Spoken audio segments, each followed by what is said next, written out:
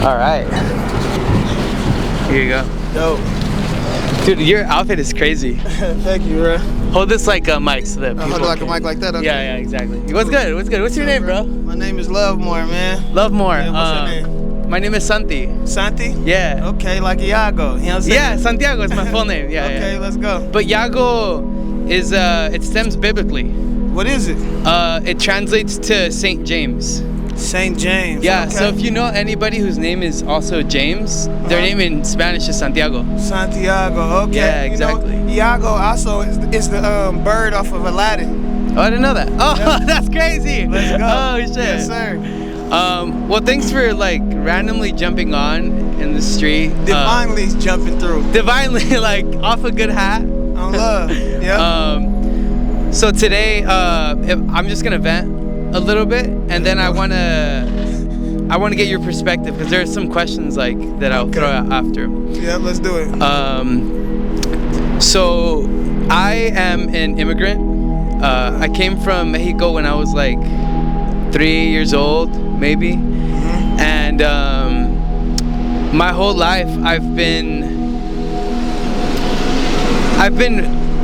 pursuing my career of art making and video and photo through the lens of survival. So that lens is dictated by my like immigrant status. So I can never get a regular job. Like I couldn't go up to any establishment because I didn't have a social security. I hear that. So I made my income based off of like my art and making music videos and photos and just random things. And anyway, Congratulations. Thank you. Yeah, I feel like a massive relief of stress. The other day, I got my like social security and my work permit. Like finally, like after a whole lifetime of surviving, and I feel like a lot of the times I was like a fake person because I was taking opportunities out of survival and not really because like a genuine passion for them. Yeah. And I had a conversation with my dad about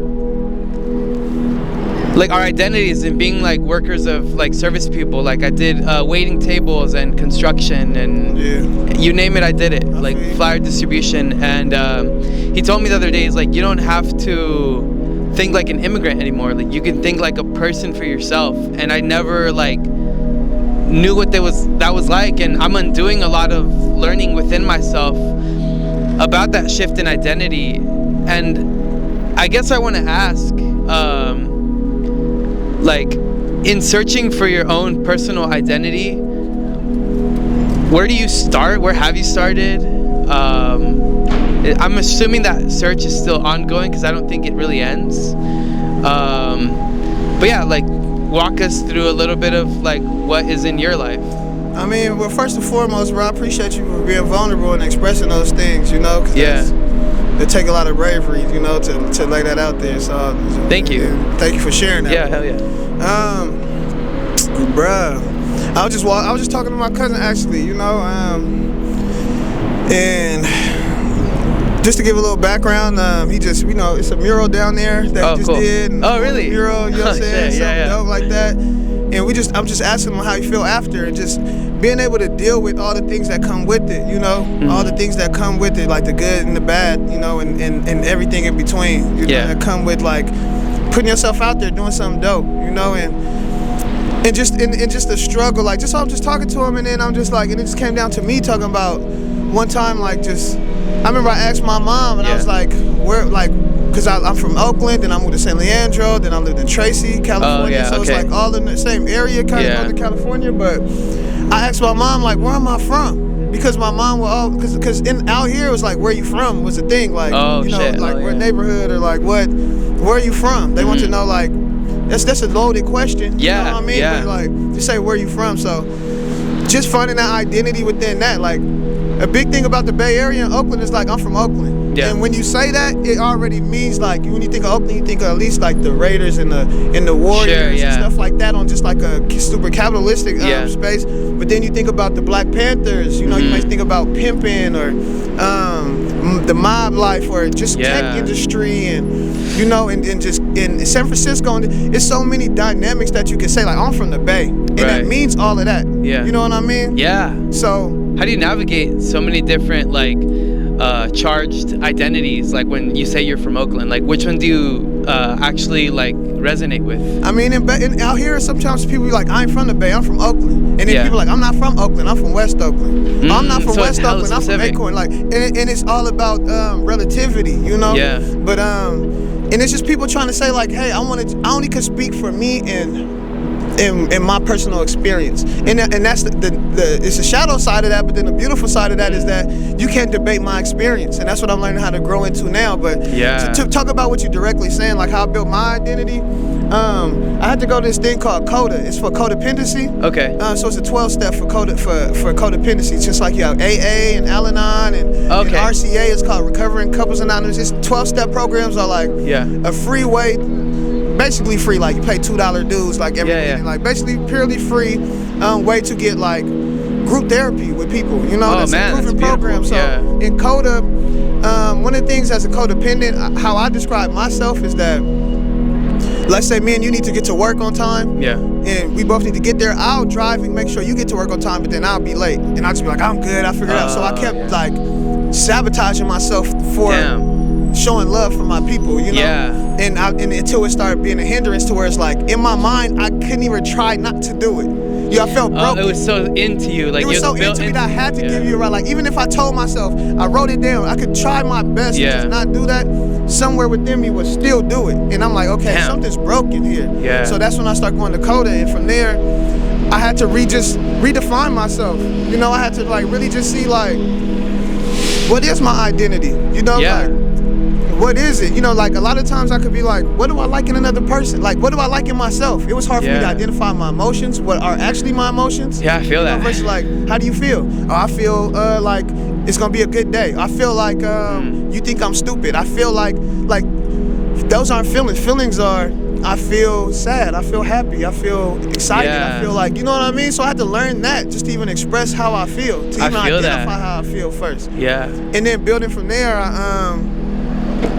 it was hard for me to say what I liked about myself, but it was easy for me to say what I like about somebody else. Oh, so like some part of your brain was maybe projecting that thing that you admired, but you couldn't see it, like that reflected back onto you for whatever reason. For whatever reason, I didn't see it in myself to say like, you know, I feel like, I think that I'm smart, or I think that I'm so what are things you like about yourself? I'm very clever, I'm resourceful. Fuck yeah. What else? What else? You dress good. You know you dress good. Yeah. Fuck yeah. You got style. You got swag. Yeah. You know, but it's like, I think the main thing is that I have a resilience for love. You know, no matter how many times I like feel hurt or feel like wronged, I know it's already another opportunity to be right. Are you a romantic? I'm definitely a romantic, Let's go. My name is Love More, you know what I'm saying? Yeah, it is. Yeah. So, but I also learned that in a relationship you have to have like this like formula that I've seen, like so romance is a big part of a relationship, especially like a loving relationship, and just intimacy, you know, like just being able to be open and you know, looking out for somebody, you know, something like that. Then you have business, you know, so it doesn't mean it have to be strictly finances, but usually that's the thing that messes up a relationship with the finance, right? But just something that both of us are pouring our energy into. We're building something together, you know, structurally together. Like if we want to start a restaurant, or we want to write poems, or like, you know what I'm saying? We need something like that to pour our energy into besides just the kids or like something like that. Yeah. And then you have friendship. You have to really have to, man, your big head, big head. You know, you just laughing and like, oh, we gotta be friends. You know, a big mantra for me is like, I have fun with life, but it's not a game. Because like you said, you're an immigrant, stuff like that. You know how real it gets. You know, like it can get real. You know, but scary. I have fun with life. Like I could joke and play, but it's not a game. I know I got people that's, you know, been through a lot of hardships, and I've seen a lot of hardships. Yeah. You know, so I always kind of like respect that. You know what I mean? And try to see it. And that's something that like I'm learning to navigate in myself, finding that balance between letting myself have fun and enjoy like life as it is, which it can be really fun, and at the same time like taking that very real aspect of me that is like interpreting, like I think on some realm a part of me really is like sensitive to life and can feel so deeply about how much it can hurt if I let it. And I'm at a point where I'm not letting it like let myself spiral into that hurt. You know, I'm like, I recognize that pain can just be painful without meaning. Like something can just hurt because of an experience that I'm projecting onto that, rather than the thing itself being like meaningful and personal against me. I think the main thing that I see from what you're saying is having malicious, like a malicious intent. Yeah. So I think, because the life is purpose, life has meaning. You know what I mean? So yeah, every feeling, like I'm learning how to embrace just every emotion. A lot of times people want happy, but happy is overrated. Happy gets rated so much that it's overrated. You know what I mean? So, what has been your emotion today? My emotion today been just I don't know, grateful is an emotion, but I would say like gratitude. Gratitude. I'm just hopeful and excited. I'm excited, man. I'm really excited about life right now, bro. Like I've been through so many things. Yeah. And the level at which I'm able to express myself, the level at which I'm able to hold space and and set boundaries and just naturally be my essence. You know what I'm saying? Like I'm in an interview with you, I'm here actually to meet somebody, but I'm like, I'm crazy. In a whole interview with you, and it's so divine because I got a camera in here too. That's crazy. Virtually the same exact thing that we do right now. We both building exactly the same thing. You know? So to be able to get put in these situations and dynamics to something that really is assisting me now, because I would have to make this happen first for me to participate in this. Yeah. But God is bringing people like you, beautiful people like you, to just share stories like this with each other. Yeah. No, I totally. Is that your homie? What's up, man? Damn, you know everyone. This is really your city. You're Oakland. I mean, it's Earth, man. I live in Earth like everybody else. So everywhere I go, you know, in every habitat, I'm in my habitat. So you're experiencing gratitude today. You're experiencing livelihood. When was the last time you felt like an emotion that was more challenging for you? The challenging emotion is well, the first one was just uncomfortable. You know, frustration. Like just to not know the emotion. You know. The confusion. That's the with one. It. That's the one. So, but I'll start with just uncomfortable. You know, sometimes like I'm in situations and I get uncomfortable and I start seeing how I react. Like I gotta make a joke. Break up the monotony. I don't know how to say it, but I always say it like that. But I would just have to break it up. I have to do something. But I've learned to, like, when I sit in that uncomfortable feeling, it teaches me something. And often I don't even have to do nothing. Like my cousin could get into it with his girl or something. I'm like, oh, I'm at the house like, oh, you're tense. You know, and I'm like, oh, and I gotta make a joke to them. I'm like, let me just sit in this. And then they work it out. And I'm just like, I get to see a new thing on the other side of that uncomfortable feeling that I would have stopped. I got to see another tactic, another way of reducing that uncomfortable feeling. I'm like, okay.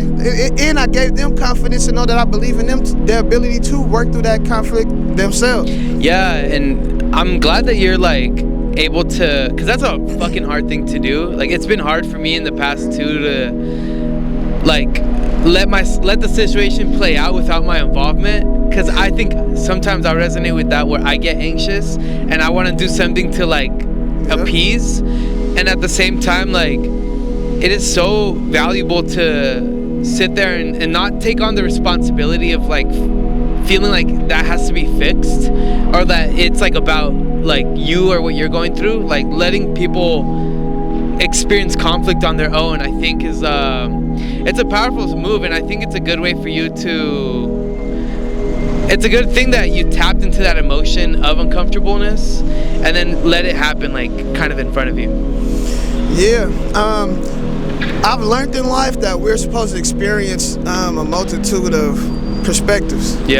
constantly.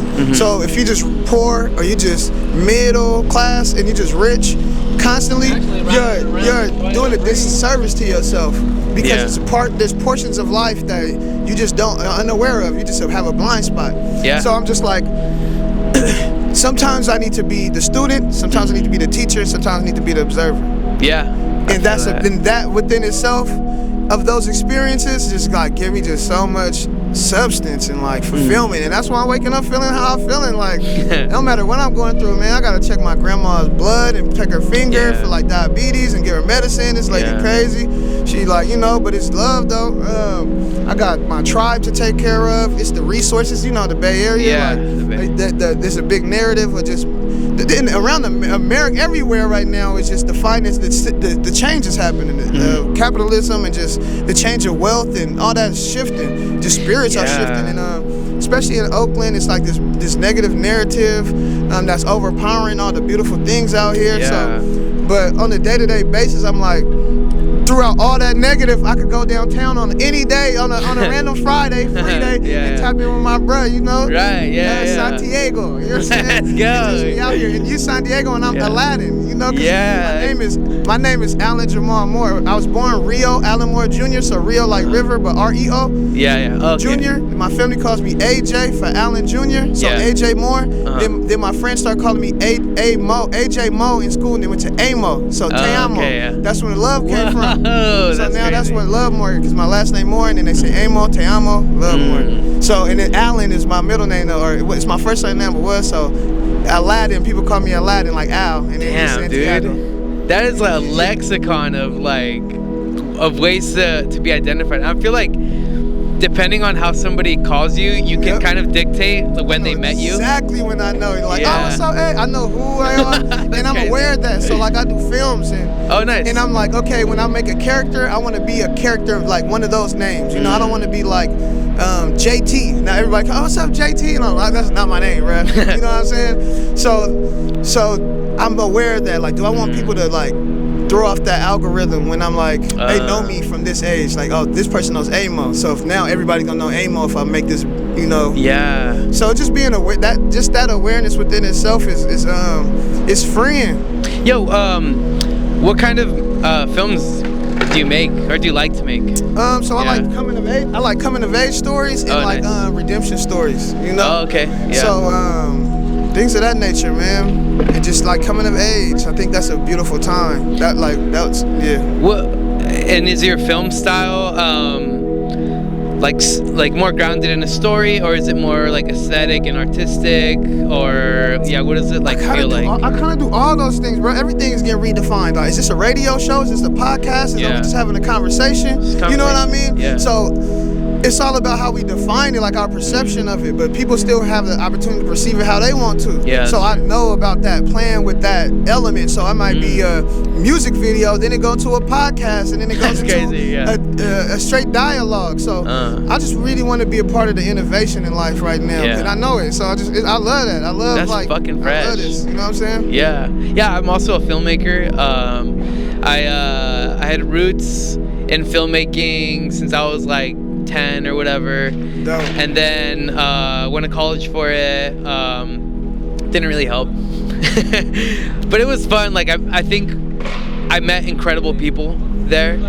And really in the last year I found myself slowly breaking off conceptions of what I thought a film was supposed to be, or a video, or anything. And I'm following you. I was supposed to meet somebody. Oh, I know. Yeah. They're supposed to meet me here, so it's good. Oh, like right here? Yeah. Oh, okay, nice. All right. Just want to make sure they're good.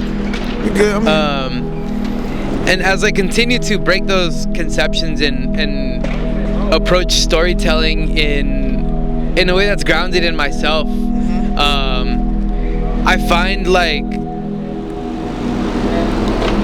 find I can tap into that limitless and like newly shaping energy. Like the only constant in life is change. And I think letting myself, or removing the structures of what I think things are supposed to be, allows me to be like, oh, like I can do it however I want. And that's what I was gonna say that you got out of college that I seen. It's like the fact that you got that confirmation that you could do that, because you'll always have that in the back of your head, like, if I just went to college, then maybe, you know what I'm saying? Like, the fact that you went there, it was something that was on your spirit in some way. That's true. You know? That's very true. So it would always be there until you check that off the list. Now you're like, oh, I could do it how I want to. That's such, I never thought about it that way. That was the most beautiful, and that's what it is. Sometimes, like, even in a relationship, sometimes, like, people need closure, and that's what it was. Like, sometimes, like, the ex comes around and you've been with them and stuff, and it's like, the ex came around, they need to talk to him, and it's like, you get mad and intimidated, or like, you know that they want to talk to them and to get closure, but it's like, go ahead and get your closure. Like, if I'm doing everything that I need to do, and my life is, you know, like, I'm fulfilled. I'm pouring from a full cup, not an empty cup. Let's go. You know what I mean? Yeah. So, as long as that's happening, go get your love, big love. Yeah? Okay, so, dude, that's crazy. But just on a day-to-day basis, like, that's just what it's about. It's like, it's getting that confirmation, bro. Yeah. It's getting those confirmations, and sometimes it's just having that bravery to do it. Yeah, that's so true, dude. Instead of making an excuse of why it can't happen, versus describing the things that told you why it didn't. Yeah. That's a very, like, thin line between this is an excuse that why I can't make it happen, and, oh, this is the reason why it wasn't happening. Yeah, it's like identifying if there's an obstacle, how do I get over it, versus saying there's an obstacle, I can't do it. Yeah, and that's the serenity prayer. Like, knowing the things that you can't change. Yeah. So basically knowing the things that you can change, knowing the things that can't change, and knowing the difference between the two.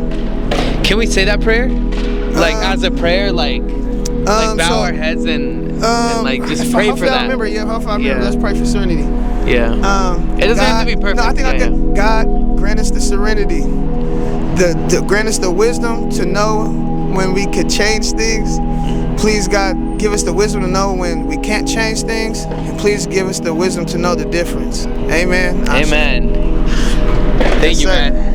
Appreciate it. Big love, man. Hey, and I gotta leave it on this. And always remember, they may do it to you, but don't do it to yourself. Let's go. Let's go. Oh, say where people can find you. Y'all can find me in Earth or another realm, you know. Let's go. Somewhere if you want to find me, you know what I'm saying? I ain't too hard. All right, yo, appreciate it. Big love, Thank man. you. Hold on, let me turn this off.